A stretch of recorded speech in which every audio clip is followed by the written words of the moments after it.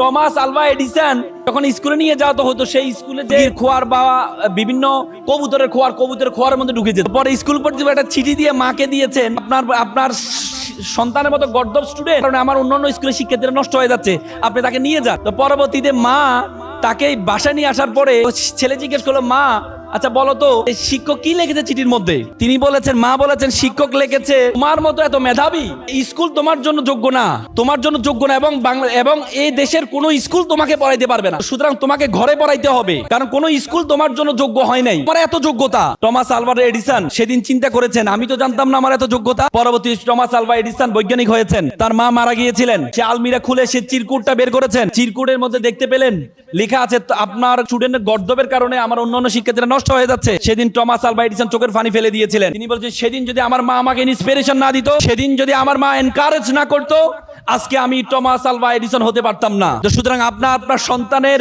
Weakness গুলো কখনো emphasise করবেন না। আমরা সবসময় মনে করি আমার সন্তান, পাশের বাসার ভাবি মেয়েটা গানে ফার্স্ট হয়েছে, আমার মেয়েকে গানে ফার্স্ট হইতে হবে।